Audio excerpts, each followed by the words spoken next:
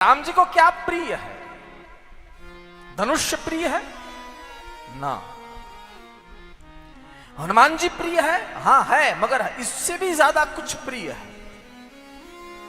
वैसे तो गोस्वामी जी ने कहा अतिशय प्रिय करुणा निधान की। सीता जी बहुत प्रिय है भगवान राम से, उससे भी ज्यादा कुछ प्रिय है। अपनी अयोध्या प्रिय है, अयोध्या भी प्रिय है। जन्मभूमि मम पुरी सुहावनी, वो भी प्रिय है, मगर उससे भी ज्यादा कुछ प्रिय है परमात्मा भगवान राम को। तो किसी ने गोस्वामी जी से पूछ लिया, यानी तुलसीदास जी से पूछ लिया, बाबा से पूछ लिया कि बाबा भगवान राम को ज्यादा से ज्यादा क्या प्रिय है? तब गोस्वामी जी ने कलम उठाई और लिख दिया कि भगवान राम को ज्यादा से ज्यादा प्रेम पसंद है। जो उनसे प्रेम करता है उससे ज्यादा प्रेम करते हैं। राम ही केवल प्रेम पिया, राम ही केवल प्रेम। यंग जनरेशन बैठी हुई है यहाँ। केवल का अर्थ है ओनली, हाँ ओनली। राम ही केवल प्रेम प्यारा, प्रेम प्यारा। जानी ले जो जाननी हारा, जानी ले जो जाननी। राम जी को सिर्फ प्रेम, भगवान भाव से बहुत प्रसन्न होते हैं।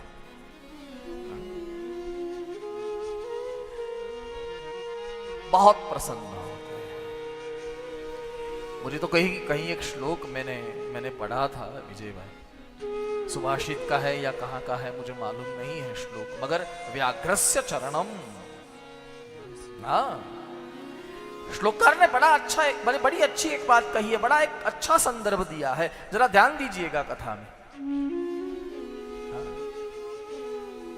मैं पहले ही दिन एक बात कह दूं आपसे, मेरी व्यासपीठ होहा करने का मंडप है ही नहीं, यहां होहा नहीं। मेरी व्यासपीठ ये जागृत रहती है हमेशा, जब भी संवाद करती है अपने श्रोताओं से, तब मेरी व्यासपीठ जागृत रहती है कि कोई व्यक्ति इस व्यासपीठ को 3 घंटा दे रहा है, यानी 180 मिनट दे रहा है, तो व्यासपीठ का कर्तव्य है कि वो 180 मिनट सूत समेत व्यासपीठ वापस कर दे। मेरी व्यासपीठ ये जागृत रहती है हमेशा। ये कोई वो पंडाल है ही नहीं जहां होहा हो और वो नाच गान होता रहे, धर्म नहीं है, वो भी होगा, मगर अंत में जब कथा विराम होगी तब 1-2 मिनट जो परमात्मा का कीर्तन करेंगे तब जो हो वो हो, मगर ये पंडाल वो होहा करने का है ही नहीं। बस इसलिए मैं कह रहा हूं, जरा ध्यान दीजिएगा, अपनी मन के तरंग को यहां रखिएगा। श्लोककार ने बड़ा अच्छा कहा है, कोई आकर आपसे कहे कि बड़ा शुद्ध आचरण करना पड़ेगा तब परमात्मा आकर हमको मिलेंगे, तो श्लोककार ने कहा कि भगवान कृष्ण को बाण मारने वाला वो जरा नाम का पाराधी मछली पकड़ने का उसका वो धंधा था, फिर भी उसे कृष्ण मिले हैं। यहां आचरण कहां आया?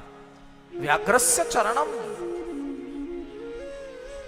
ध्रुवस्य च वयो। कोई आकर आपसे ऐसा कहे कि उम्र बढ़ जाएगी, यानी हम जब बूढ़े हो जाएंगे तब परमात्मा हमें मिलेंगे, तो श्लोककार ने कहा ध्रुव को जब परमात्मा मिले तब उसकी उम्र सिर्फ 5 साल की है। यहां उम्र कहां बाधा है? कहां है बाधा?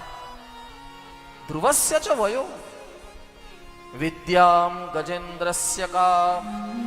बड़े बड़े संस्कृत के श्लोक आते होंगे तो ही परमात्मा मिलेंगे। अगर आपसे कोई आकर कहे तो उसे सामने प्रश्न पूछिएगा कि वो गजेंद्र हाथी कौन सी यूनिवर्सिटी में पढ़ने गया था, फिर भी उसके सामने परमात्मा आकर खड़े हुए हैं। यहां विद्या का क्या काम है?